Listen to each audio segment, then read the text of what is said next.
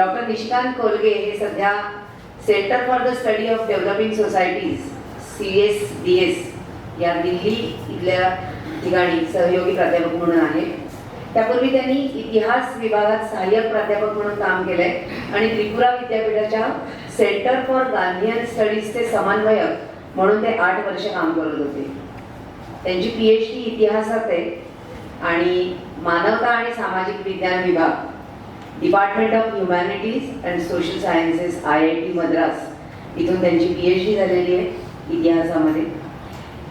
वेगवेगळ्या मासिकांमध्ये त्यांचे खूप देशी विदेशी मासिकांमध्ये त्यांचे नेहमीच नियतकालिकांमध्ये म्हणूया, मासिकांमध्ये नाही, लेख छापून येत असतात. Gandhi Marg, dialogue quarterly, journal of contemporary thought and economic and political weekly, EPW या नावाने ते अत्यंत अभ्यासक मॅगझिन म्हटलं जातं. त्याच्यामध्ये या सगळ्या अग्रगण्य नियतकालिकांमध्ये त्यांचे लेख असतात. आत्ताच नीरजनी सांगितलं त्यांचं एक कमाल पुस्तक आहे गांधी अगेन्स्ट कास्ट, या व्यापक लोकप्रिय पुस्तकाचे ते लेखक आहेत. त्यांनी ऑक्सफर्ड युनिव्हर्सिटी प्रेससाठी हस्तलिखित समीक्षक आणि EPW economic and political weekly आणि studies in ethnicity and nationalism सारख्या वेगवेगळ्या जर्नल्समध्ये रेफरी म्हणून काम केलेलं आहे. सगळ्यात महत्त्वाचा त्यांचा आणखीन अचिव्हमेंट ही आहे की ते साबरमती आश्रम preservation and memorial trust Ahmedabad येथे साबरमती फेलो म्हणून आहे. गांधी विषयावरचा त्यांचा अभ्यास आणि त्यांना साबरमती फेलो म्हणून मिळालेला सन्मान. अलीकडेच त्यांची Fulbright Nehru post doctoral research fellowship 2018-19 साठी निवड झाली. विचार नावाचा एक ट्रस्ट आहे जो समाजातल्या प्रश्नांवर चिंता व्यक्त करणारा आणि त्याचबरोबरीने शिक्षणाचा प्रसार, विद्यार्थी आणि शिक्षक आणि इतरांसाठी निरनिराळी प्रकाशनं तयार करणं, छापणं, त्यांच्या कार्यशाळा घेणं, आयोजित करणं आणि त्यांच्यासाठी शिष्यवृत्त्या देणं असं काम करतो. त्या विचार ट्रस्टचे ते सभासद आहेत, कार्यकर्ते आहेत, सल्लागार परिषदेचे सदस्य आहेत त्या विचार ट्रस्टचे. आणि आपल्यासाठी पुन्हा एकदा पुढे असंच एक व्याख्यान घेऊन त्यांना आपण नक्कीच बोलवू शकतो, कारण सध्या ते आंबेडकरांचं चरित्र लिहित आहेत. तेव्हा नेक्स्ट विषय पकडला मैं निशिकांत कोलगे जी को आमंत्रित करती हूँ कि वो अपने विचार प्रस्तुत करें.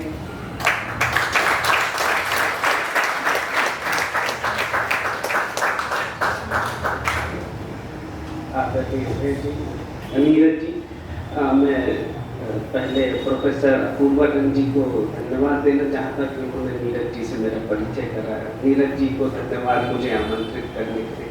अभय जी को भी धन्यवाद कि उन्होंने मुझे. मैं 2 बातों के लिए माफ़ी मांगना चाहूँगा पहले अपनी बात शुरू करने से पहले. पहला ये कि मैं आधा मराठी हूँ, मतलब मेरे पिताजी मराठी हैं, लेकिन मैं मराठी बोल नहीं सकता, तो इसके लिए बहुत ही गांधी इस बात पर बहुत एम्फेसाइज देते थे. तो अपने अंतिम दिनों में भी बंगाली सीख रहे थे क्योंकि वो बंगाल में घूम रहे थे कि लोगों से उनकी खुद की भाषा में किस तरह से कम्युनिकेट किया जाए. तो मैं खुद अपने पिता की भाषा बोलने में. दूसरी समस्या ये है कि मैं एक एकेडमिशियन हूँ और मेरी समझ जो है वो एक अलग तरह की है. तो ये पहले कुछ अवसरों में से है जब मैं लोगों के साथ इंटरैक्ट कर रहा हूँ, तो शायद कुछ इस तरह के भी प्रसंग आए जो आपको लगे अरे ये तो हमारे कुछ काम के नहीं, हमने ऐसा सुना नहीं है, लेकिन एकेडमिक में वो सब चीज़ें बहसें चल रही है, तो इसीलिए वो हो सकता कि उनके संदर्भ में हो. लेकिन मैं सुनकर काफ़ी वैसे प्रसन्न हूँ. मुझे बोलने के लिए भी ज़्यादा नहीं है, मैं बहुत संक्षिप्त में ही बोलूँगा. जो टाइटल सजेस्ट किया गया है अपरिचित गांधी, उसका भी एक संदर्भ बता दिया गया है कि जो जाति के विषय में गांधी के हैं उस पर मैं बाद में आऊँगा. लेकिन गांधी के बारे में तो हम ऑलरेडी इतना कुछ जानते हैं. ऐसा कौन सा एस्पेक्ट है जिसके बारे में हम नहीं जानते? बचपन से हमने पढ़ा सुना है. और इतना उनका जितने प्रशंसा में जितने उनके ग्रंथ और शोध पत्र लिखे गए हैं उनसे उतनी ही आलोचना में भी उनके बारे में लिखा गया। मेरे ख्याल से शायद क्राइस्ट के बाद वो ऐसे व्यक्ति हैं जिनके बारे में सबसे अधिक लिखा गया। और अब तो सोशल नेटवर्क आ गए हैं, फेसबुक है, व्हाट्सएप है, इतनी जानकारियां हैं। अब तो हमको परिचय गांधी नहीं सीखना बल्कि जिस गांधी को हम जानते हैं उसको अनलर्न करना, क्योंकि बहुत सारी गलत चीजें हमें मालूम है। तो ये हमको करना, कुछ नई चीज सीखने की जरूरत ही नहीं है हमको, तो वो चीज सीखनी कि क्या नहीं सीखना है, हमको ये सीखने की जरूरत है। तो उसी संदर्भ में मेरी बात यही होगी कि गांधी को लेकर सामान्य जन में भी और एकेडमिक में भी एक भ्रम है कि वो एक रूढ़िवादी हिंदू थे, और कुछ हद तक ये लोग ये मानते हैं और बहुत फोर्सफुली आर्ग्यू करते हैं कि वो जाति का विनाश नहीं करना चाहते थे, वो जाति को बचा के रखना चाहते थे। जहाँ की सब समाज सुधारक जो है उस समय जाति को नष्ट करना चाहते थे, और इसको लेकर गांधी की बहुत बड़ी आलोचनाएं की गई है। अरुंधति राय से लेकर कंचन राय, बहुत सारे स्कॉलर हैं। तो उस संदर्भ में उन क्रिटिसिज्म के संदर्भ में मैं बोलूँगा। लेकिन उसके पहले मुझे अभय जी ने कुछ बातें बोली, वो मुझे प्रॉम्प्ट करे कि मैं भी एक दो ऐसे प्रसंग बताऊं कि मुझे जो लगता है शायद आप लोग गांधी के जीवन के उन प्रसंगों से शायद परिचित ना हो, और उसमें भी एक पॉइंट होगा कि वो क्यों प्रसंग है। तो जैसे उन्होंने बताया कि गांधी बहुत बड़े फंड रेजर थे, ये बात को हमको जरूर एक्नॉलेज करनी चाहिए। उस संदर्भ में मैं आपको दो बात बताता हूँ कि जब शांति निकेतन जो आर्थिक संकट से गुजर रहा था, और टैगोर जी जो है जगह जगह नाटक का मंचन करके पैसे इकट्ठे कर रहे थे, और जब गांधी जी को पता चला तो उन्होंने टैगोर से मिले, उनसे क्षमा मांगी कि आप इतने हमारे देश के महान व्यक्ति हैं, हमारे देश विश्व में आपने नाम रोशन करा, और आपकी ये दशा हमारे देश के लिए शर्म की बात है। और उन्होंने उन शांति निकेतन के लिए फंड रेज करे, और अगर मुझे अच्छी तरह से अमाउंट याद है तो करीब 20 लाख रुपए उन्होंने उस समय के लिए फंड रेज करके शांति निकेतन के लिए करे। और एक और मैं प्रसंग बताता हूँ कि वो जब हरिजन यात्रा पर थे तो साउथ में थे, तो साउथ के एक वहाँ के नेता थे, कांग्रेस के नेता, उनके बेटे की शादी हुई थी। तो उन्होंने अपने बेटे और बहू को कहा कि गांधी यहाँ रुके हैं, आप जाके उनसे आशीर्वाद ले आओ। तो बेटे बहू जो है उनके गांधी जी से आशीर्वाद लेने गए। तो गांधी जी ने कहा कि मैं आशीर्वाद तो फ्री में नहीं देता हूँ, और मैं इस जो यात्रा में लिखा है उसका उद्देश्य तुम्हें मालूम है क्या है? तो उन्होंने कहा नहीं। तो बोले मैं हरिजनों के लिए जो है फंड इकट्ठा करने के लिए और उसके लिए जो है अवेयरनेस फैलाने के लिए निकला हूँ। तो ये बेटा आपने इतने सारे गहने पहने हैं, ये जो है आप मुझे इस फंड के लिए दे दो। वो बेचारी शादी में कुछ ही दिन से थे, रोते रोते उसने उसके सारे अच्छा मजाक। अच्छा इन्हें एक और चीजें बताई, ये इम्पोर्टेंट है जो मैं इसका बाद में बताऊंगा कि मैं क्यों इन बातों का उल्लेख कर रहा हूँ। कि एक नेचुरोपैथी जो गांधी जी ने यहाँ पर पूना में खोली थी, वो अपने बच्चों का आश्रम में ये बात थी कि अगर किसी को गांधी जी का स्नेह चाहिए तो वो बीमार हो जाए, क्योंकि फिर वो उनकी जाके बहुत केयर करते थे। ठीक है, तो उनको बहुत उन्होंने, आपको शायद पता नहीं मालूम है यानी कि उनके जो आखिरी बच्चे की डिलीवरी उन्होंने खुद कराई थी, वो किसी बिना किसी डॉक्टर दाई की मदद से। तो लेकिन ये बात है कि आपको शायद नहीं मालूम होगा कि उनको जब 2 बार परेशानी हुई और इलाज की जरूरत पड़ी तो वो गए और उन्होंने 2 माइनर ऑपरेशन कराए थे। एक अपेंडिक्स का था, यानी पूना में हुआ है, हाँ, और एक पहले अहमदाबाद में हुआ था, फिशर का ऑपरेशन हुआ था। तो क्या जो मीरा जी बताने चाह रहे थे कि ऐसा जो दिखाया जाता है कि वो कहा भी है उन्होंने हिंद स्वराज में कि अस्पताल बीमारियां फैलाते हैं, ये करते हैं, लेकिन कॉन्टेक्स्ट समझना। गांधी जो है, मैं और 2-3 उदाहरण लेके मैं अपनी बात पर आता हूँ। अहिंसा की भी बात हुई है। आपको शायद पता नहीं होगा कि 26 में ताराभाई जी उनके मित्र थे, उनकी जो मिल थी उसमें कुत्तों को रैबिज हो गया था और उन्हें एक कठिन निर्णय लेना पड़ा कि उन सारे कुत्तों को मार डाला जाए। और आपको आश्चर्य होगा कि गांधी ने उस बात का समर्थन किया। और जब लोगों ने उनसे ने बहस करी तो उन्होंने यहाँ तक कहा कि ये सिर्फ जानवर की बात नहीं है, अगर ये नियम इंसानों पर भी लगाना पड़ेगा तो मैं मानूंगा। और कुत्ते एक तो नहीं थे, 60 कुत्तों को मारने के लिए। तो जो बात मैं बोलना चाह रहा कि गांधी की अहिंसा हो, मॉडर्निटी का क्रिटिसिज्म हो, वो इतना सिंपल नहीं है कि खादी पहनो चरखा चलाओ। वो इतने पढ़े लिखे थे, शायद हम जितने इस हॉल में बैठे लोग ने मिलकर जितनी किताबें पढ़ी होगी उससे ज्यादा किताबें गांधी ने पढ़ी है। मणि भवन की वेबसाइट है, उसमें लिस्ट दी हुई है गांधी ने कितनी किताबें पढ़ी। ये अहिंसा की बात है। मैं और बातें वही तो बता के फिर मैं अपने मुख्य वक्तव्य पर आऊंगा कि गांधी वेजिटेरियनिज्म पर भी वो काफी विश्वास करते थे। लेकिन आपको आश्चर्य होगा कि बारादोली में कांग्रेस वर्किंग कमेटी की मीटिंग चल रही थी। वहाँ गांधी का कुछ समय के लिए रुके थे आश्रम में और वहाँ वेजिटेरियन फूड सर्व किया जाता था। उन्होंने वहाँ के एक अमीर मुस्लिम को बुलाया और उन्होंने कहा कि भाई ये बारादोली की हॉस्पिटलिटी का क्या चक्कर है, इतने बड़े बड़े लोग यहाँ इकट्ठे हुए हैं और आप कोई ध्यान नहीं दे रहे, उनको खाने पर बुलाइए। तो बोलते गांधी जी मैं माफी चाहता हूँ, मैंने ऐसे ध्यान नहीं दी, मैं ठीक है सभी लोगों को खाने पे आऊँ। बोलते सबको मत बुलाओ, सिर्फ जवाहरलाल को और मौलाना आजाद को बुलाओ क्योंकि उनको यहाँ पे नॉन वेज नहीं मिल रहा है तो उनको नॉन वेज तो और एक और मैं प्रसंग आपको बता रहा हूँ। एक विशाखापट्टनम के रामचंद्र ब्राह्मण सोशल रिफॉर्मर थे, बहुत ही पहुंचे हुए सोशल रिफॉर्मर, बहुत कमिटेड सोशल रिफॉर्मर। उन्होंने खुद अपने बच्चे बेटे बेटियों की शादी दलित के साथ की थी। वो रैशनलिस्ट थे और वो भगवान में विश्वास नहीं करते थे। गांधी के साथ उनका उस विषय पर भी बहस हुई तो वो उनके गांधी के आश्रम में गए थे।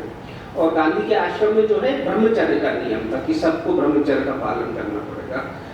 लेकिन इन्होंने कहा कि मैंने भाई समाज के लिए सब चीज त्याग दी है, सारे सुख मैंने छोड़ दिए थे। बोले ये सुख मैं अपने लिए और अपने वाइफ के लिए मैं नहीं छोड़ सकता, मैं आपसे इससे सहमत नहीं हूँ और मैं अपने पत्नी के साथ ही यहाँ पर सोना चाहूँगा। और जबकि ये था कि अगर कोई आश्रम में अगर इस नियम का उल्लंघन करता था तो गांधी जी खुद को बहुत कड़ी सजा देते थे, कई दिनों का उपवास करते थे। लेकिन आपको आश्चर्य होगा कि उन्हें परमिशन दी कि आप एक एक्सेप्शन हो और आप अपने पत्नी के साथ रह सकते हैं और आप पे ब्रह्मचर्य का नियम पालन। जो एक दो बात में ये संदर्भ बताने ये संदर्भ मैंने बताने के लिए कहना, पहली बात ये है कि आप की रिजिडिटी नहीं है, ठीक है, आप ओपन है दूसरों के विचारों को एक्सेप्ट करने के लिए, स्वीकार करने के लिए, है ना, वो इस तरह का ओपननेस होना चाहिए। ये बात मैं बताना चाहता हूँ। ये कुछ संदर्भ थे, मुझे लगा मैं आपके साथ शेयर करना चाहता हूँ। और जो आज के वक्तव्य की बात है उस पर भी मैं ज़्यादा नहीं बोलूँगा, बहुत संक्षेप में ही अपनी बात रखूँगा कि ये है कि ये भी एक भ्रम सिर्फ व्हाट्सएप और फेसबुक पे नहीं है, बल्कि एकेडमिक में भी एस्टैब्लिश्ड है कि गांधी जो थे वो बहुत जो थे ऑर्थोडॉक्स हिंदू थे, मतलब वो बहुत रूढ़िवादी हिंदू थे और वो जाति का। लेकिन जब मैंने अध्ययन करा और हमने देखा कि चलिए उन बिंदुओं पर बात करते हैं जिससे एक रूढ़िवादी हिंदू डिफाइन होता है। तो जैसे नीरज जी ने भी बताया कि मान लीजिए एक मुस्लिम है तो वो कुरान में विश्वास करता है, और ईसाई है तो वो बाइबल में विश्वास करता है। उसी तरह हिंदू भी, उनके भी अपने ग्रंथों में विश्वास करते हैं, वेद है, कुरान है, गीता है। गांधी कहते हैं कि जब मैंने सोचा कि मेरे साथ कुछ कठिन समय हो, मॉरल डिफिकल्टीज हो, तो ऐसी कोई किताब चाहिए कि जिस पे मैं भरोसा कर सकूं, जो मुझे सही गाइड करे। और उन्होंने कहा कि वेद जो है उस श्रेणी में नहीं आते। वेद में ऐसा कुछ नहीं है कि जो मुझे अपने आर्थिक जो मौलिक नैतिक सपूत है वो इस तरह से रिजेक्ट करते हैं। वो गीता में जरूर बहुत विश्वास करते थे, लेकिन ये देखते कि उनका विश्वास किस तरह का था। इसमें 3 बातें। वो गीता को भी उसी तरह पवित्र मानते थे जिस तरह से जो है कुरान और बाइबल को मानते थे। यहाँ तक भी बात ठीक रहती, लेकिन वो ये भी मानते थे कि ये जो किताबें हैं उनमें जो सारी बात लिखी वो सारी सही नहीं है। इनमें 2 तरह का घपला हुआ है। पहला ये कि ये महापुरुष से आए हैं, वो लोग भी इंसान थे, तो उनके साथ भी कुछ कमियां रह गई होगी। और दूसरा, ये किताबें हमें ट्रांसलेशन के थ्रू जनरेशन बाय जनरेशन मिली, तो उस प्रोसेस में भी बहुत सारी उसमें गड़बड़ियां आ गई होगी। तो उस बात के लिए हमको साक्षर वो किसी भी किताब में, गीता के लिए भी जब उनसे पूछा गया कि आखिर में आप वो अथॉरिटी क्या है, फाइनल अथॉरिटी अगर आपकी गीता भी नहीं है तो कहाँ है, वो अपने चेस्ट की तरफ इशारा करके बोलते यहाँ, बोले मैं किसी भी किताब को रैशनैलिटी और मोरालिटी पर आंकता हूँ और उसी आधार पर जो है मैं उस किताब से निर्णय लेता हूँ। और उन्होंने बहुत स्पष्ट शब्दों में कहा कि अगर गीता मुझे मेरी अगर कोई सिद्ध कर दे कि अनटचेबिलिटी की प्रैक्टिस गीता में बोलती है कि ये सही है, तो मैं गीता भी छोड़ दूंगा। लेकिन वो कहते थे कि मेरी गीता में ये इस तरह का उल्लेख है, तो वो इस तरह के रिजिड एक ऑर्थोडॉक्स अप्रोच उसको लेकर नहीं। दूसरी, अगर आपको शायद एक आम हिंदू क्या होता है, मूर्ति पूजक होता है और मंदिर जाने वाला होता है, तो गांधी जी मंदिर नहीं जाते थे, उनका मंदिर में विश्वास नहीं था। बड़े बचपन से ही उन्होंने कहा था कि मुझे ऐसा सुनाई दिया था हवेली में, जब उनके काठियावाड़ में मंदिर को हवेली कहते थे, कि वहाँ कुछ अनैतिक प्रैक्टिस होता है, मेरा उसमें कोई इंटरेस्ट नहीं। वो काफ़ी बड़े हो गए। इवन कस्तूरबा और महादेव देसाई जब पूरी मंदिर गए थे, वो अलग संदर्भ है, क्योंकि वहाँ दलितों का प्रवेश नहीं था, तो उन्होंने कस्तूरबा जी को और महादेव जी को बहुत डांटा भी था। मूर्ति पूजा में भी वो विश्वास नहीं करते थे। उन्होंने कभी कोई पूजा नहीं करी, उनके आश्रमों में कभी मूर्ति नहीं रहती थी। और वो उनका, अगर थोड़ा सा इसमें गहराई में जाने सोचूं, वो थोड़ा सा वो कहते थे अपने आप को भी कि मैं अद्वैता हूँ, लेकिन अद्वैता से उनकी इस बात को लेकर सहमति नहीं थी। अद्वैता में ये माना जाता है कि लेवल ऑफ कॉन्शियसनेस होते हैं, कि जो लोग का लो कॉन्शियसनेस होता है वो मूर्तियों की पूजा करते हैं, और जो हाई कॉन्शियसनेस होते हैं वो लोग के लिए किसी ऑब्जेक्ट की जरूरत नहीं होती। लेकिन गांधी खुद मूर्ति पूजा नहीं करते थे, लेकिन वो इस हायरार्की में भी नहीं मानते थे। उनका ये वो इस तरह का कहना नहीं था। वो कहते थे अल्टीमेटली मूर्ति को छोड़ देना होगा, किसी ऑब्जेक्ट को छोड़ देना होगा, पर वो इस बात को नहीं मानते थे कि जो लोग मूर्ति पूजा करते हैं वो लो कॉन्शियसनेस के होते हैं। वो मानते थे कि सभी की अलग अलग वे ऑफ वर्शिपिंग है, मुझे मूर्ति पूजा में कोई इतना वो नहीं आता। तो इस तरह तीसरा जो मैं आपको बताने जा रहा हूँ वो जो एक आम हिंदू का गाय में भी एक विश्वास है कि वर्शिप करते हैं। ये एक बात की जो मैं अगला बोलने वाला था, ये मैंने एक फैकल्टी डेवलपमेंट प्रोग्राम होता है जहाँ प्रोफेसर लोग की ट्रेनिंग होती है, वहाँ मैंने बोला था। उसके बाद मुझे आगे बोलने ही नहीं दिया गया, इतना मुँह हल्का हुआ। ये गाय के बारे में बात थी कि गांधी के साउथ अफ्रीका में उनके 2 आश्रम थे। एक फिनिक्स आश्रम था जो उन्होंने उन लोगों के लिए था कि जो उनके विचारों से सहमत थे, नियम कानून को मानते थे, वो लोग उस आश्रम में रहते थे। तो वहाँ के जो नियम है वो सभी को मानना था। लेकिन टॉल्स्टॉय आश्रम जो था वो उस तरह का आश्रम नहीं था। वहाँ क्या हुआ था, जो सत्याग्रह कर रहे थे जो अर्निंग करने वाला व्यक्ति जेल चला गया, तो उनके परिवार के लोगों को उस आश्रम में रखा गया था। पहले उनको पैसा दिया जाता था मंथली, लेकिन फिर वो बहुत महंगा पड़ रहा था, तो उन्होंने ये तरकीब निकाली कि हम एक आश्रम में सब लोगों को साथ में मिलकर रहें। तो उसमें सभी तरह के परिवार थे, उसमें मुस्लिम थे, ज़्यादातर मुस्लिम थे, ईसाई थे, हिंदू थे।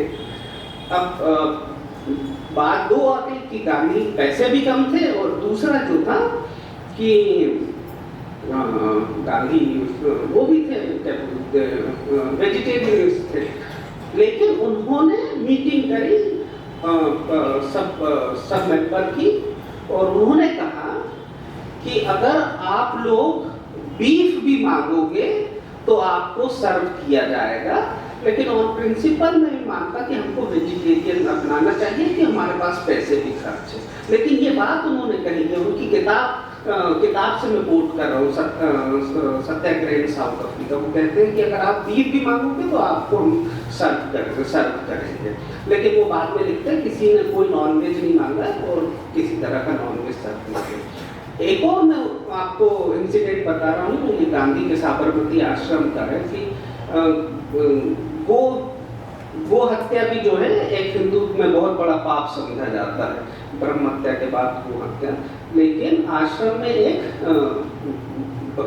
बछड़ा था, गाय का बच्चा था, उसके पैर में कुछ प्रॉब्लम हो गई थी। पैर में प्रॉब्लम हो गई थी, उन्होंने गांधी ने डॉक्टर से कंसल्ट करा और उन्होंने कहा कि ये ठीक नहीं हो सकता, और गांधी ने उस बछड़े को जहर का इंजेक्शन देके मार दिया। तो गांधी गो हत्या के भी गुनहगार थे। ठीक है, तो ये भी उन्होंने एक दर्शाता है कि उनकी हमको सोचने को मजबूर करता है कि क्या वो एक ऑर्थोडॉक्स हिंदू की तरह ट्रीट किया जा सकता। और अगर हम देखा जाए तो जब गांधी के समय में गांधी वैश्य थे, तीनों वर्ण जो है वो सेक्रेट थ्रेड कहना करते थे, जैसे जनेऊ कहते थे नॉर्थ इंडिया में। लेकिन जब वो इंग्लैंड गए तो उन्होंने वो निकाल दिया, और फिर वो बोलते उसके बाद में कभी पहना। उनके समय में चोटी भी रखने का प्रचलन था, अभी भी काफी लोग रखते हैं, और वो भी उन्होंने काट दी। इवन मदनलाल गांधी जो उनके रिश्तेदार थे, जब वो साउथ अफ्रीका में आए, वो उनका उसमें बहुत विश्वास था, लेकिन गांधी ने कहा कि ये जो है असमानता का, हैरानी का प्रतीक है, आप इसे छोड़ दो। मदनलाल लिखते कि बड़े रोते हुए उन्हें उस चीज को छोड़ना पड़ा, लेकिन उन्होंने इसे छोड़ दिया। इस तरह के और भी अगर मैं कुछ प्रसंग बताऊं कि जैसे शुरुआत में जब गांधी इंग्लैंड में पढ़ने जाना चाहते थे, तो उस समय उनकी जाति में विदेश जाने पर प्रतिबंध था, हिंदू में सब था।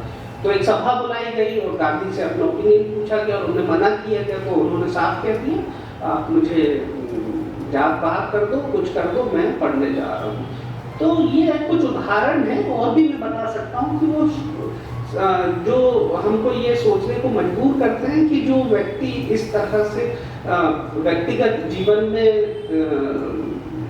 रहता था, क्या उसे एक ऑर्थोडॉक्स हिंदू हम कह सकते हैं। अब अगर हम जाति के स्पेसिफिक सवाल पर आए तो उसमें जैसे पहला जो है समझ लीजिए कि छुआछूत की बात होती है, तो गांधी बचपन से किसी भी तरह की छुआछूत में विश्वास नहीं करते। वो अपने ऑटोबायोग्राफी में लिखते हैं कि जब वो 12 साल के थे तब उनके घर में कूका नाम का व्यक्ति टॉयलेट क्लीन करने आता था, और गांधी उन्हें कभी टच कर लेते थे तो उनकी मम्मी बोलती थी कि नहीं तुम अशुद्ध हो गए तो तुम्हें नहाना चाहिए। और गांधी बोलते हैं वो बहुत रिस्पेक्ट के साथ लेकिन बहुत दृढ़ता के साथ भी इस बात का विरोध करते थे कि इस तरह से किसी के छूना, और किसी भी तरह की वो छुआछूत नहीं मानते। मेरे ख्याल से आज ये, और मैं 150 साल पहले की बात बोल रहा हूँ, आज भी कई हिंदू परिवार में मेरे ख्याल से जब महिलाएं अपने उनके पीरियड्स के समय में उनको अशुद्ध समझा जाता है किचन में, और जो रसोई में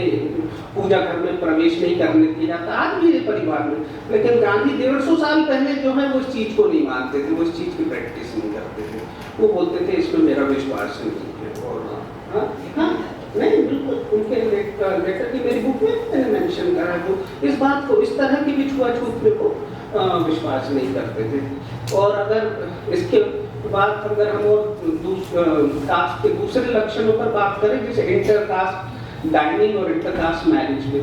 तो गांधी शुरुआत में ही अपने एक मुस्लिम फ्रेंड के साथ जब बच्चे थे उन्होंने जो है मटन की पार्टी करी थी जंगल में जाकर, और जब वो साउथ अफ्रीका गए वो सभी धर्मों के लोगों के साथ, सभी जाति के लोगों के साथ खाना खाते थे।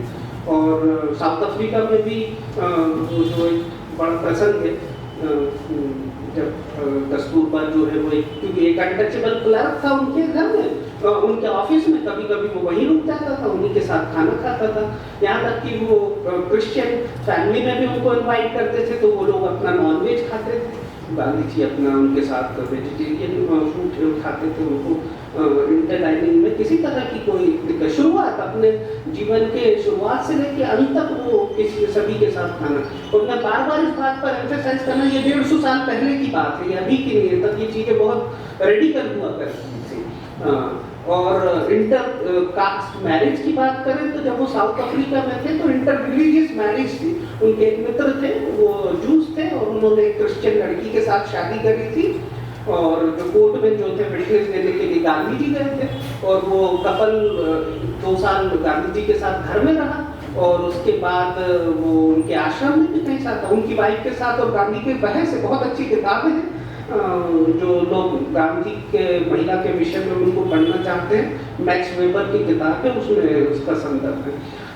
और जब वो भारत में आए, ये 1932 की बात है, आज उनके बेटे की, खुद के बेटे की शादी एक ही वरना में दूसरे सबकास्ट में हुई थी।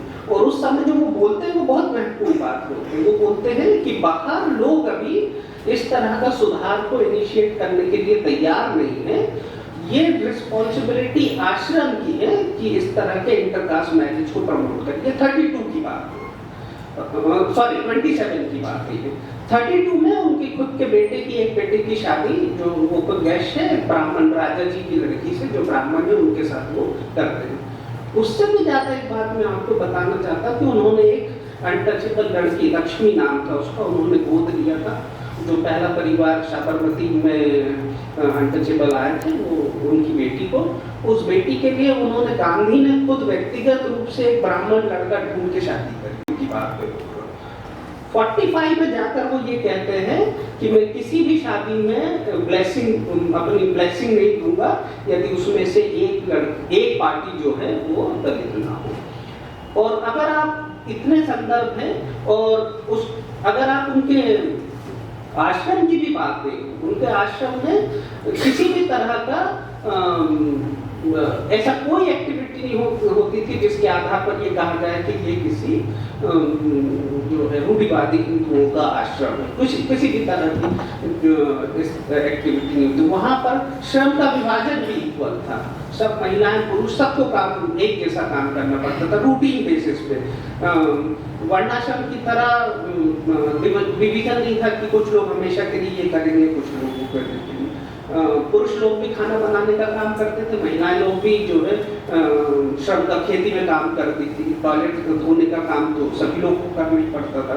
उसके अलावा मैं आपसे एक संदर्भ भी शेयर करता कि आश्रम में उस समय कुछ चोरियां हो रही थी, तो ये भी एक रिस्पॉन्सिबिलिटी दी गई थी कि रात में जाकर उनको, चोरों को समझाना है कि भाई ऐसा नहीं करना चाहिए। उसमें भी हाँ, उसको पकड़ने के लिए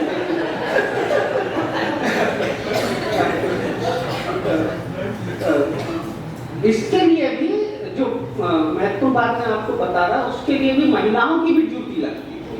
तो जो है इस आधार पर भी जो है भेदभाव नहीं होता था कि रात में महिलाएं जो अगर अकेली रहेगी वो क्या करेगा, चोर आ जाएगा तो वो उससे कैसे निपटेगी। तो उसमें भी महिला किसी भी तरह का न लिंग के आधार पर, न जाति के आधार पर, किसी भी तरह के आधार पर उनका भेदभाव नहीं होता था। उन्होंने साउथ अफ्रीका में भी स्कूल चलाए हैं, यहाँ पर इंडिया में भी स्कूल चलाए हैं। किसी भी स्कूल में मतलब इस बात पर जोर नहीं दिया जाता था कि आपको जो है अपने पैतृक ऑक्यूपेशन को ही फॉलो करना चाहिए।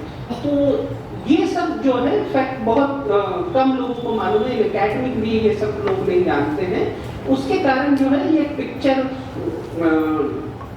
उसके कुछ और कारण है, उस पर मैं आ रहा हूँ कि अब जब आपको लग रहा होगा कि ये अगर मैं गांधी का नाम नहीं लेता तो स्वाभाविक रूप से आप बोलते कि ये तो एक अगर रेवोल्यूशनरी नहीं है तो कम से कम एक रिफॉर्मर की तो एक पोजीशन दिखती है कि ये रेडिकल पोजीशन है। और अगर 150 साल पहले की बात करें तो, लेकिन ऐसी क्या वजह है कि गांधी को लोग बोलते थे कि वो एक ऑर्थोडॉक्स हिंदू है। इनके कारणों को दो भागों में बांट कर मैं आपके साथ शेयर करना चाहता हूँ। पहले जो कुछ चीजें हैं, जो गांधी की कुछ प्रैक्टिसेस थी, वो ये एक तरह का भ्रम देते थे कि वो रिलीजियस आदमी है, बहुत संत आदमी है, तो इसीलिए ये उसके एक्सटेंशन में लोग चले जाते हो, वो सोचते होंगे कि ये जो है एक ऑर्थोडॉक्स है। वो एक बहुत सिंपल लाइफ जीते थे, बहुत धोती पहनते थे, जैसे साधारण सी बात थी। लेकिन उन्होंने बहुत कैटेगरिकली कहा है कि वो ये चीज जो है उन्होंने भारतीय परंपरा से नहीं सीखी। वो जो एक रात साउथ अफ्रीका में ट्रेन में सफर कर रहे थे, तब उन्होंने उनके एक मित्र ने उन्हें किताब दी थी अनटू द लास्ट, रस्किन की ये किताब थी। वो पढ़कर उन्होंने 3 जो है मुख्य बातें सीखी, उन्होंने उस किताब से समझी। पहली ये कि किसी व्यक्ति का भला जो है वो उसमें है जिसमें सबका भला हो। दूसरी बात उन्होंने जो सीखी, उन्होंने लिखा है कि एक मजदूर का काम और एक प्रोफेसर का काम या किसी का भी काम सब बराबर है, सबकी वैल्यू बराबर है। वो बोले ये 2 बात मैं पहले से जानता था। तीसरी बात जो रस्किन से उन्होंने सीखी वो ये है कि जो लाइफ जो है, वर्थ लिविंग जो है, वो एक मजदूर की लाइफ है। और उन्होंने कहा कि उस दिन उन्होंने निर्णय करा कि वो एक सामान्य मजदूर की लाइफ जिएंगे, और उन्होंने जाके तब पहला अपना आश्रम बनाया।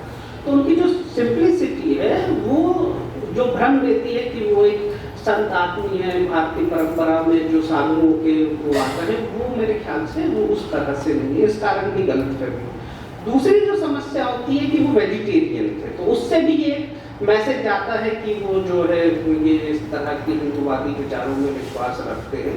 लेकिन इस बारे में भी वो लिखते हैं कि जैसे मैंने आपको बताया कि बचपन में वो बहुत वो ये मानते थे कि नॉन वेजिटेरियन होना जो है उससे आप ताकतवर होंगे और आप अंग्रेजों से लड़ सकते हो, और इसीलिए वो जाकर अपने मुसलमान फ्रेंड के साथ जो है मीट खाते थे। लेकिन घर झूठ बोलना पड़ता था तो उन्होंने छोड़ दिया था। लेकिन वो ये मन में प्रण करते थे कि मैं बड़ा होऊंगा और लोगों को नॉन वेज खाने के लिए प्रेरित करूंगा, और जिससे कि हम लोग ताकतवर बनेंगे और जो है हम अंग्रेजों से लड़ पाएंगे। और वो जो जब ब्रिटेन गए थे वो इसी कन्विक्शन के साथ गए थे। वो बोलते हैं कि मैं इसीलिए मांस मछली नहीं खाता था क्योंकि मैंने अपनी माँ को वचन दिया था। लेकिन इंग्लैंड में उन्होंने किताब पढ़ी थी सॉल्ट की, प्ले ऑफ वेजिटेरियनिज्म, और वो ये कहते हैं कि इनका वेजिटेरियनिज्म जो है उस किताब से प्रभावित है। वो बोलते हैं इसका रिलीजन से कोई लेना देना नहीं है, मानवता के प्रति, जीव जंतु के प्रति स्नेह की बात है, उसकी बात है। और मैंने बताया कि वो बहुत उदार थे। ये वो मौलाना जी और जवाहर जी का एक उदाहरण है। एक और उदाहरण है, एक बिहार के जो बड़े नेता थे, वो आश्रम में आए हुए थे, उनकी तबीयत खराब थी, और गांधी जी, जैसा मैंने कहा, वो उनकी सेवा में लग गए। लेकिन वो जाने की जिद करने लगे, और गांधी जी को तो मौका चाहिए सेवा करने के लिए, तो वो उनको जाने नहीं दे रहे थे। तो फिर बाद में उन्होंने बताया, मौलाना जी ने, कि समस्या ये है कि मुझे डॉक्टर ने जो है चिकन सूप जो है सजेस्ट करा है लेने के लिए, और आश्रम में तो मुझे मिलेगा नहीं। तो गांधी ने विचार कर उनका, नहीं आपको क्यों नहीं मिलेगा, हम लोग नहीं खाते पीते, तो इसका मतलब नहीं कि आपके लिए सर्व नहीं किया जाएगा। और आश्रम में उनके लिए सूप बना था। तो उनके वेजिटेरियनिज्म का जो धार्मिक कट्टरता है और जो रूढ़िवादिता से कोई लेना देना नहीं है, वो उनके पर्सनल कमिटमेंट की जीव जंतुओं के प्रति जो अहिंसा का उनका प्रिंसिपल था उसका। और तो ये कुछ चीजें जो है इस तरह का भ्रम देती है कि शायद वो जो है एक ऑर्थोडॉक्स हिंदू होंगे, लेकिन जबकि ऐसा नहीं। तीसरी एक और चीज है कि वो बहुत कमिटेड प्रेयर करने वाले थे, बराबर 2 टाइम वो जो प्रेयर करते थे। वो भी एक तरह का लोगों को भ्रम है कि अगर वो प्रेयर करते हैं तो वो एक बहुत रिलीजियस आदमी होंगे, रिलीजियस है तो वो एक बहुत हिंदू होंगे, तो वो एक कट्टर धार्मिक होंगे, लेकिन उनकी प्रेयर करने का तरीका अलग था। जैसे मैंने कहा, वो मंदिर में प्रेयर नहीं करते थे, मूर्ति की पूजा नहीं करते थे, वो तो क्या बोलते हैं कुरान से, बाइबल से, गीता से और जो अपने गुरु ग्रंथ साहिब से है, इन सब से जो महत्वपूर्ण जो उन्हें पाठ लगते थे और उनका वो पाठ करते थे और उनकी व्याख्याएं करते थे। और रोज उनकी जो गीता पर टिप्पणी है वो क्या है, उन्होंने आश्रम में सीरीज लगातार सब पाठों पर व्याख्या की है, उसी को महादेव जी ने लिपिबद्ध किया है।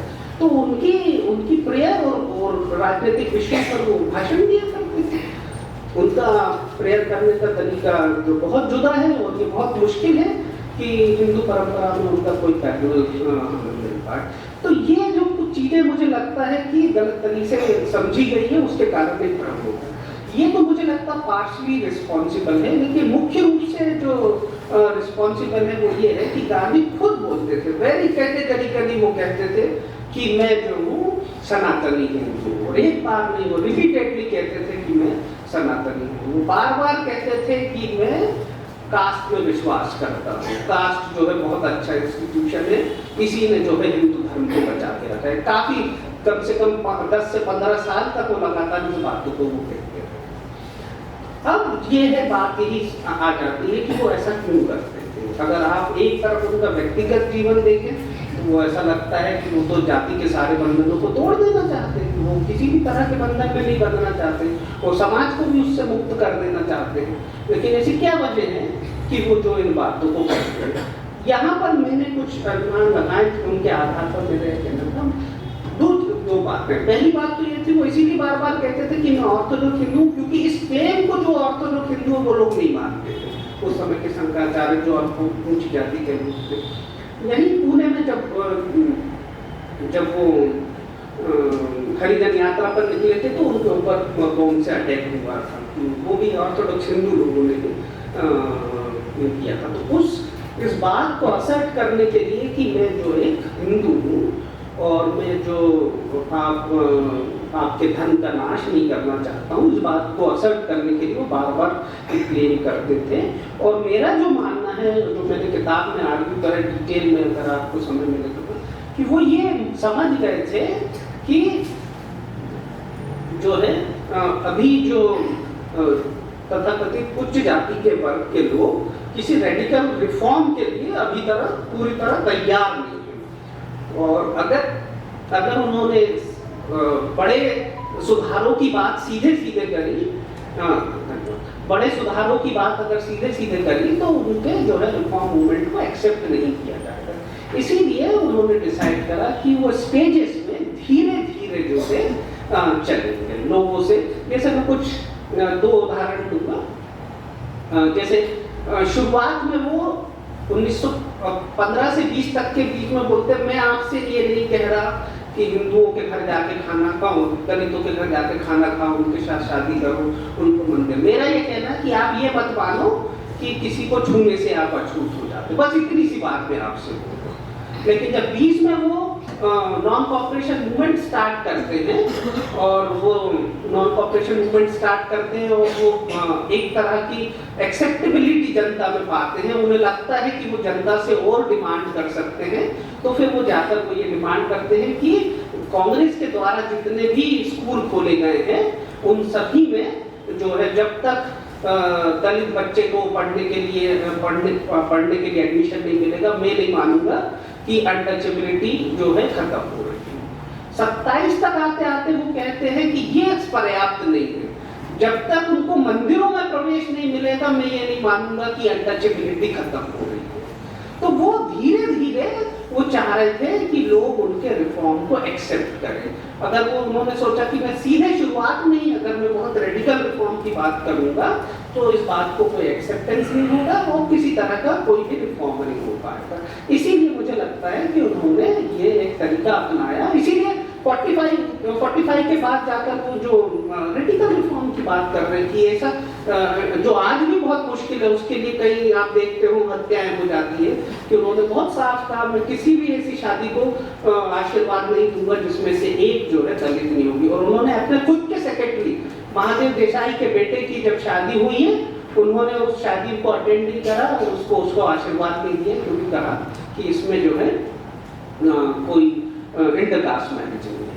तो ये जो मुख्य बातें जो मैं आपको कहना चाहता था कि ये जब इस तरह से अगर आप देखेंगे, इन तथ्यों को साथ में रखेंगे, तो जो आरोप अधिकतर अम्बेडकराइट स्कॉलर लगाते हैं और लेफ्ट रेडिकल भी लगाते हैं कि गांधी जो है जातिवादी थे और जाति को बचाने में उन्होंने बहुत बड़ा योगदान दिया है, उसको एक नए तरह से देखने की दृष्टि देते हैं। थोड़ा मैं विषयांतर करूंगा थोड़ा सा, क्योंकि इस तरह का देखने का क्या प्रासंगिक मतलब भी है, इस पर भी मैं बोलना चाहता हूँ कि क्यों ये बहुत अप्रोप्रिएट समय है कि हमको गांधी को भी और साथ में अम्बेडकर को भी, सब लोगों को एक नए नजरिए से देखने की कोशिश करना चाहिए। ये तो आप देख रहे हैं कि आजकल क्या हो रहा है, किसी दलित बच्चे को स्कूल में पानी पीने पर जो है मार दिया जाता है, रेपिस्ट लोगों को जेल से बाहर निकाल दिया जाता है और उनका फूल मालाओं के साथ स्वागत किया जाता है। कई एक्टिविस्ट जो है कई सालों से जेल में बंद है, उन लोगों को केस शुरू भी नहीं हुआ है और वो जेल पे चल रहे। महिलाओं की स्थिति जो है आप देख रहे हैं। ये जो है मैं कह रहा हूँ, ये भी जरूरी तत्व है कि हमको इस समय जो है गांधी और अम्बेडकर इन पर पुनर्विचार करना चाहिए। लेकिन उससे भी ज्यादा जो मुझे लगता है खतरनाक है, वो ये है कि अब लड़ाई जो है वो बहुत वैचारिक है। आपको इसको समझना होगा कि किस तरह से संघ और बीजेपी बदल रहे हैं। जब संविधान लागू हुआ था तो संघ के जो पेपर है उसमें लिखा था मनु रूल्स अवर हार्ट, कि आज भी जो है मनु जो है हमारे दिलों पर राज करता है। ये संविधान पर हमारा विश्वास नहीं है, क्योंकि इसमें कुछ भी भारतीय नहीं है। लेकिन अब जो है उनकी पोजीशन चेंज हो रही है और वो ये कहते हैं कि संविधान को हमारे खुद के लोगों ने मिलकर बैठकर लिखा है और इसमें हमारा विश्वास है। और जिस आरक्षण का वो हमेशा से विरोध करते आए हैं और वो इस कुछ समय तक विरोध कर रहे हैं, रिसेंटली उनकी पोजीशन चेंज हुई है और वो कहते हैं कि ये हमारे एक वर्ग के लोगों के लिए भलाई के लिए है और ये तब तक रहेगा जब तक वो खुद नहीं चाहते इसमें कुछ बदलाव करना चाहते। SC/ST एक्ट का वो लोग विरोध करते थे और उसको लेकर भी उसमें काफी उन्होंने अब पोजीशन चेंज कर दी है। उनमें मोदी जी की जो गवर्नमेंट है उसमें भी अगर आप देखेंगे तो करीब, अगर मैं सही बोला तो 27 ओबीसी मिनिस्टर है, करीब 12 SC और 8 ST हैं। तो उनकी जो छवि है कि वो दलित विरोधी है, आदिवासी विरोधी है, जातिवादी है, उसी तरह वो जब 370 को जब उन्होंने एबॉलिश करा, उन्होंने किसे इवोक करा? अम्बेडकर को इवोक करा। उन्होंने कहा कि अम्बेडकर ने चाहते थे कि इसका जो है इस तरह से भारत में विलय हो और 3 तरह में जम्मू कश्मीर का विभाजन। NCR जब NRA का विरोध लोग कर रहे थे तब गांधी को इवोक करा है कि कहा कि गांधी चाहते थे कि रिफ्यूजी लोग जो है बाहर से सताए दूसरे देशों के लोग को आए हैं। इस तरह से वो अपनी दलित विरोधी, आदिवासी, महिला, इस बार के जो दशहरे पे उन्होंने एक संतोषी यादव को बुलाया, एक महिलाओं को, उनको भी महिलाएं विरोधी होने का, वो अपनी छवि लगातार बदल रहे हैं। तो जो प्रश्न मैं आपसे बोलना चाह रहा हूँ कि वो ये है कि अब लड़ाई इतनी सिंपल नहीं रह गई है कि वो गोडसे समर्थक है और हम गांधी समर्थक है, ठीक है, वो सावरकर समर्थक है और हम जो है अम्बेडकर समर्थक है। अब वो अम्बेडकर को भी अप्रोप्रिएट कर रहे हैं, गांधी को भी अप्रोप्रिएट कर।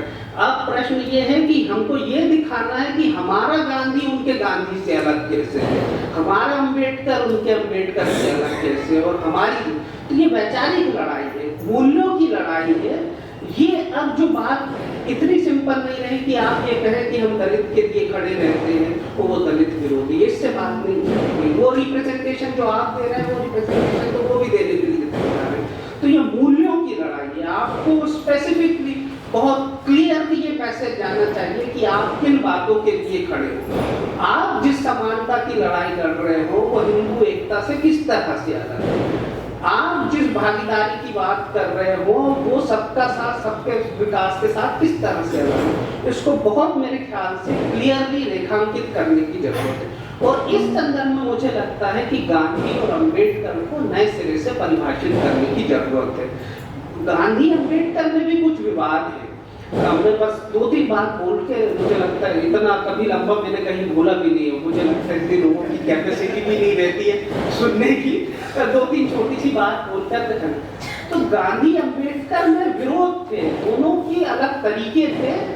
ये भी एकेडमिक में भी है, 2 तरह के स्टैंड है। एक ये बताते हैं कि ये दोनों हमेशा लड़ते रहे, दोनों कैंप में कभी किसी तरह की दोस्ती नहीं थी। दूसरे ये चाहते हैं कि इनके बीच में पैचअप हो जाए, इनकरोचमेंट हो जाए। मतलब अगर आप उनके बीच सुलह करा रहे हैं, मैं उसके भी पक्ष में नहीं, क्योंकि सुलह कराते हैं तो एक के ऊपर दूसरे का इनकरोचमेंट हो जाता है, दोनों के साथ बराबर न्याय नहीं होता। और ये बात है कि दोनों के अंतर अलग है, दोनों में ही 2-3 मुद्दे हैं जिनको लेकर जो है अम्बेडकराइट में जो है समस्या है, जिसके लिए मुझे लगता है कांग्रेस को और गांधीवादियों को काम करना चाहिए। पहली जो अम्बेडकराइट लोगों की शिकायत रहती है वो ये है, उन्हें हरिजन शब्द से बहुत चिढ़। उनका ये कहना है कि अगर हम ईश्वर के बच्चे हैं, जो हरिजन का मतलब है, तो फिर आप लोग किसकी औलाद हो। बहुत तरीके शब्द बोलते हैं। और मुझे इस बात की खुशी है कि कुछ दिन पहले ये के राजू जी हैं, ये नेशनल कोऑर्डिनेटर है SC ST OBC माइनॉरिटी के कांग्रेस के, उन्होंने एक किताब जो है लाई थी, उसके डिस्कशन में मैं पार्टिसिपेट करा था, द दलित ट्रूथ। तो ये कांग्रेस समझ रही है कि जो हरिजन शब्द की एक्सेप्टेबिलिटी जो है मतलब दलितों के बीच में नहीं है, और वो एक तरह से इररिलेवेंट होते जा रहा है, तो उसको छोड़ देना चाहिए। गांधी ने टर्म यूज करा, लेकिन हमको कोई जरूरी नहीं कि हम उस पकड़ के रखे रहे, ठीक है। और ये मुझे अच्छा लगा, और मुझे लगता है गांधी को भी ये पहल करनी चाहिए, समझना चाहिए कि ये बहुत सेंटिमेंट का सवाल है, और इस पर जो दलित वर्ड है बहुत करेंसी में उसकी एक्सेप्टेंसी है, और हरिजन को लेकर अगर लोगों को समस्या है तो उस पर दूसरी जो लोगों को समस्या है कि गांधी वो जो कहते थे कि सब लोग को भंगी हो जाना चाहिए जो काम, तो वो ये कहते हैं कि ये एक तरह से गांधी उस कार्य को जस्टिफाई करते हैं। तो मुझे लगता है उसको थोड़ा अलग तरीके से परिभाषित करके बताना चाहिए। जैसे गांधी एक्चुअली मैंने आगे क्या कि जो कास्ट पर जो आक्रमण कर रहे थे वो अम्बेडकर से भी ज्यादा रेडिकल था, क्योंकि वो ये कह रहे थे कि सबको अपने कर्मों से अपने श्रम को जो है की महत्ता को पहचानना चाहिए था। इवन टॉयलेट साफ करने की महत्ता को, इसका बहुत महत्व है। कास्ट के जो जस्टिफिकेशन है वो ब्राह्मणिकल मूल्य और वैल्यू से, ठीक है, उस तरह के ट्रेडिशन कस्टम से। तो 2 तरह के रिफॉर्म उस समय चल रहे थे। एक लोग जो कर रहे थे शुद्धि मूवमेंट की, जो है अनटचेबल को एक प्रोसेस से गुजरे और वो जो है हिंदू धर्म में सम्मिलित किए।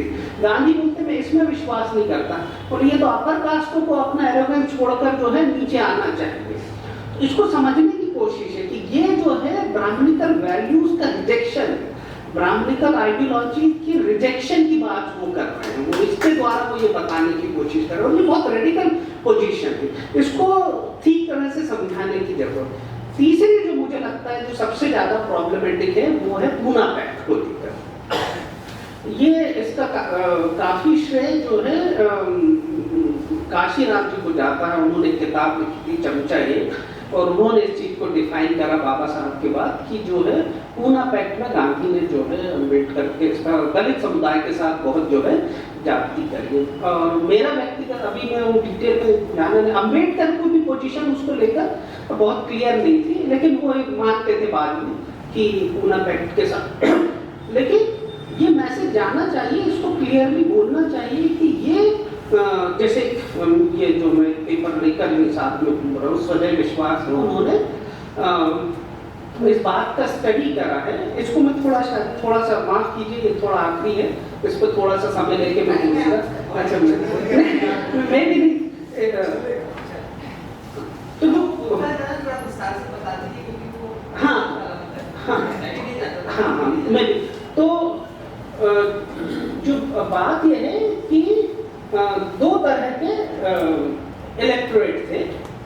एक मुसलमानों को मिला था सेपरेट इलेक्टोरेट, जिसमें सिर्फ मुसलमान जो है प्रतिनिधि खड़ा होगा, उसको मुस्लिम लोग ही वोट देंगे। जब साइमन कमीशन आया तब तक दलितों में भी काफी चेतना की जागृति हो गई थी और वो लोग भी इस चीज की डिमांड कर रहे थे। तब अम्बेडकर ने दो समूह में थे, जिसमें से अम्बेडकर एक थे। उन्होंने कहा था कि नहीं, सेपरेट इलेक्टोरेट अच्छा नहीं है दलितों के लिए, हमको ज्वाइंट इलेक्टोरेट चाहिए, जिसमें सिर्फ दलित, जो अभी की रिजर्वेशन है, दलित खड़े होंगे और सभी लोग वोट करेंगे उसमें।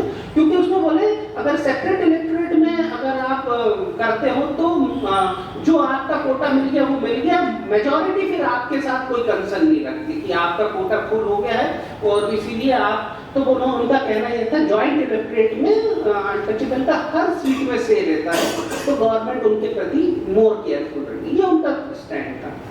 लेकिन 32 तक आते आते जब राउंड टेबल कॉन्फ्रेंस में गांधी ये पोजीशन लेते हैं कि वो कुछ भी नहीं देंगे, सेपरेट इलेक्टोरेट, ज्वाइंट इलेक्टोरेट, कोई भी इलेक्टोरेट दलितों को किसी भी तरह का पॉलिटिकल रिप्रेजेंटेशन देने के लिए वो बिल्कुल तैयार नहीं होते हैं। और अम्बेडकर तब जो है रिजिड पोजीशन लेते हैं, वो कहते हैं कि मुझे हमें सेपरेट इलेक्टोरेट ही चाहिए। और ब्रिटिश अनाउंस करती है कि दलितों को सेपरेट इलेक्टोरेट दिया जाएगा, कि उसमें दलितों को ही खड़े होंगे और दलित भी उन लोगों को चुनेंगे। और इसके अगेंस्ट में जो है गांधी फास्ट कर जाते हैं कि मैं ये, लेकिन तब तक वो अपनी पोजीशन रिवाइज कर रहे थे। वो बोलते हैं कि कम से कम मैं जॉइंट इलेक्टोरेट के लिए तैयार हुआ, सेपरेट इलेक्टोरेट के लिए तैयार हुआ। अम्बेडकर उस समय उसके लिए भी राजी नहीं होते। फिर नेगोशिएशन होता है और फिर एक बीच की पोजीशन आती है। वो ये पोजीशन आती है कि 2 लेवल पर जो है चुनाव होंगे। पहले लेवल में दलित कैंडिडेट खड़ा होगा, दलित ही लोग वोट करेंगे, उसमें से 4 लोग चुने जाएंगे। फिर दूसरे लेवल में चुनाव होगा, उन 4 लोगों में से सभी लोग वोट करेंगे और जो जीतेगा वो विनर घोषित किया जाएगा। और इस बात के लिए अम्बेडकर तैयार हो जाते हैं और इसके बदले में वो ज्यादा सीटें भी मांगते हैं और जिसे दे दिया जाता। आप लोगों को आश्चर्य होगा कि जब ये 2 लेवल की जो बात हुई थी तो गांधी तो इवन ये बोल रहे थे कि इस मेथड को सारे इस पर लागू कर दिया जाए, लेकिन तब अपर कास्ट हिंदू तैयार नहीं हुए। उन्होंने कहा नहीं, इसके कुछ और परिणाम हुए। लेकिन गांधी ये चाहते थे कि अगर इसको करना है, जब ये अगर कुछ सीटों के लिए खराब नहीं है तो सभी सीटों पर हो जाना चाहिए, लेकिन उस बात के लिए जो है अपर कास्ट। अच्छा, ये व्यवस्था हो 2 लेवल पर होने के लिए। और इस पर जो है 37 में चुनाव हुए, 37 में चुनाव हुए। उसमें सीट डबल हुई। पहले जो अंग्रेजों ने सीट दी थी वो जो है दलितों की जनसंख्या के अनुपात से काफी कम थी, मुझे अब एग्जैक्ट नंबर याद नहीं आ रहा, लेकिन और फिर जो पूना पैक्ट में उसको बढ़ाकर दलितों के अनुपात में कर दी गई। काफी सब्सटेंशियल इंक्रीज था, ऑलमोस्ट लाइक डबल। इस आधार पर 37 में इलेक्शन होते हैं और फिर उसके बाद 46 में इलेक्शन होते हैं। तो अम्बेडकर जो है 46 और 37 के इलेक्शन का एनालिसिस करते हैं और उनका ये कहना है, उनकी एक शंका है, उनका ये कहना है कि इससे जो है दलितों का रियल रिप्रेजेंटेशन नहीं आता है। क्योंकि बोले कि जैसे अगर 4 लोग खड़े हुए हैं तो अगर पहला व्यक्ति जिस व्यक्ति को दलित कम्युनिटी ने चुना है उसको वोट जो है सवर्ण लोग नहीं देंगे। वो अगर 2 लोग हैं तो दूसरे वाले को देंगे, 3 लोग हैं तो तीसरे वाले को देंगे। जेन्युइन कंसर्न था, फियर था, ऐसा हो सकता है बात को। और उनका ये कहना था कि सेपरेट इलेक्टोरेट में सिर्फ दलित ही वोट डालेंगे तो उनका अपना खुद का ही रिप्रेजेंटेशन होगा। और 46 के जो इलेक्शन के मुस्लिम लीग के रिजल्ट थे वो इस बात की पुष्टि करते थे, क्योंकि मुस्लिम लीग को कम से कम 95% जो है वोट जो है 1946 के इलेक्शन में मुसलमानों की सीट थी, इसी आधार पर एक्चुअली वो लोग पार्टीशन का क्लेम कर पाए, क्योंकि उस इलेक्शन में उन लोगों ने बहुत अच्छा परफॉर्म, इस आधार पर जो है। और जो अम्बेडकर का फियर था वो जेन्युइन था, ये स्वाभाविक है, ऐसा हो सकता है कि जो है स्वर्ण लोग जो है दूसरे, लेकिन ये जो रिसर्च करा है सुजय राय ने, उसने बताया, उन्होंने उन सब निर्णयों का रिजल्ट एनालिसिस करके बताया कि करीब 70 से 80% में जो पहले चरण में जो दलित पहली पोजीशन में था, दूसरे चरण में भी वही जीता। तो तथ्यात्मक रूप से भी ये बात उतनी जो उनका संचय है वो उसका आधार है, लेकिन तथ्यात्मक रूप से ये कोई सही बात नहीं उभर कर आती। दूसरी बात जो है, इवन सेपरेट इलेक्टोरेट में ऐसा नहीं हुआ था मुस्लिमों के 37 में भी कि सारी सीट जो है एक ही पार्टी को मिल गई थी, ऐसा नहीं होता, उनके बीच में भी बहुत सारे विभाजन थे। 37 के इलेक्शन में मुस्लिम लीग को ओनली 25% जो है मुस्लिम सीट के उसके मिले थे, बाकी 75% जो है, जिसमें से 6% कांग्रेस को और रीजनल पार्टीज को मिला था। तो दलित भी एक जो है होमोजीनियस कैटेगरी नहीं है, उनके बीच में भी फ्रैक्शन है, और स्वाभाविक है कि अगर सेपरेट इलेक्ट्रोड भी मिलता तो ये कहना कि उससे एक इंडिपेंडेंट दलित लीडरशिप उभर कर आती, मैं व्यक्तिगत रूप से मेरा कहना, हो सकता है लोग इससे डिफर करें, तो मुझे लगता है इस तरह का नैरेटिव हमें तैयार करने की कोशिश करना चाहिए, क्योंकि ये बहुत बड़ा रोना है अगर आप गांधी और अंबेडकर को साथ लाना चाहते हैं और स्पष्टता से ये बात बताना चाहते हो कि उनके क्या मूल्य थे और किन बातों के लिए वो खड़े होते थे और वो किस तरह से संघ परिवार से जुड़ा है। मेरे ख्याल से मैं काफ़ी बोल गया हूँ, कुछ अगर प्रश्न उत्तर होंगे तो मैं कुछ थोड़ी एकेडमिक बहस भी बीच में आ गई, जिसका मुझे खेद है, मुझे पर आप लोगों ने ध्यान से सुना, इसके लिए मैं आपका धन्यवाद।